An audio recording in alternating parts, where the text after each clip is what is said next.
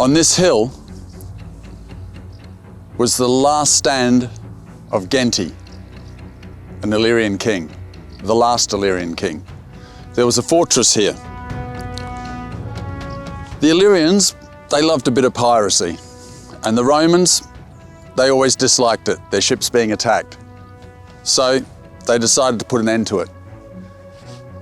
And this, after many battles, Genty was chased down to his fortress here. He was eventually captured, and that was the beginning of Roman dominance in this area, 168 BC. He's also believed to be the only Illyrian king that minted his own coins. And when you pick up a 50 lek coin, have a look on the other side, and there you'll see Genty. I think that's a fitting tribute to him. The first Illyrian king, the only Illyrian king, probably that minted coins. That's where he belongs. That's for you, Genty.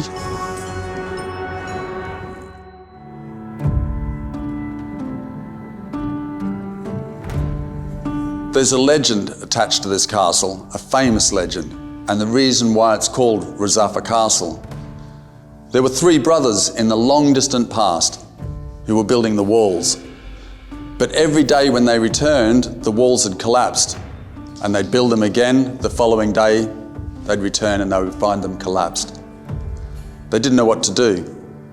But an old man told them the way to fix the problem was to bury one of their wives alive into the wall.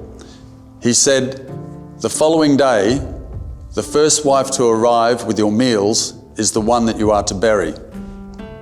But they had to swear an oath to each other that they couldn't tell their wives.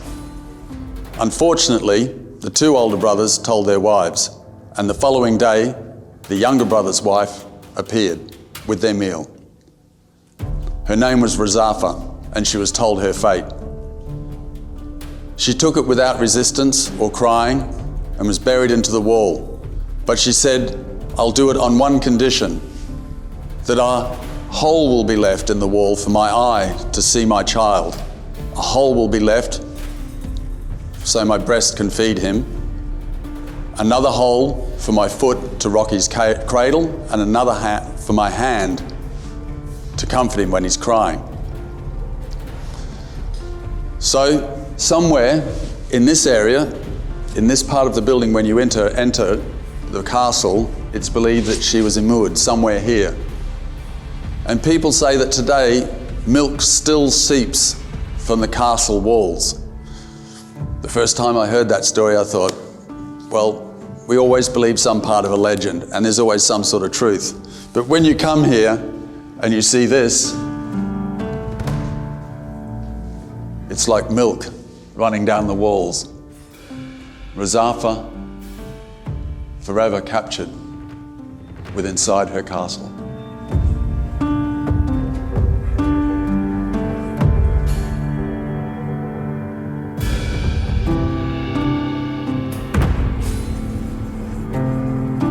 Looking east from the castle walls, I notice extensive construction in and around a building of importance to Shqiptar. Intrigued by the activity, I decide to head down for a closer look.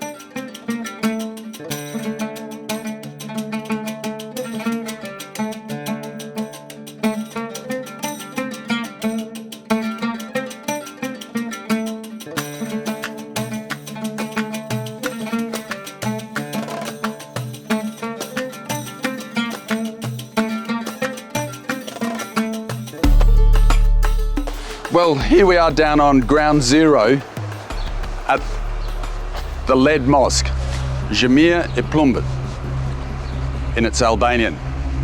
They're doing a massive project here with being funded by the Turkish government, because this mosque is so important, and it's great that it's being brought back to its original condition for the people of this community to worship in, and also it's going to be open for tourists to come and see. The symmetry of the mosque is what gives it its beauty, and every stone is very similar in size. All the stone came from a village called Guriazi. It's about 2 kilometers to the the south. And the stone, the legend is the stone was passed hand by a human chain. They probably used carts, I think. But it was built in 1773 by the local ruler of this area. And he lived in the castle up there, Bushati. The engineer that was in charge of this project now was telling me that the building was so well made that the foundations had no problems whatsoever. I've been coming to this mosque for years. I've been inside many years ago, lucky me. Lucky you guys too, because it's going to be open to the public outside of worship times if you come to Shkodra.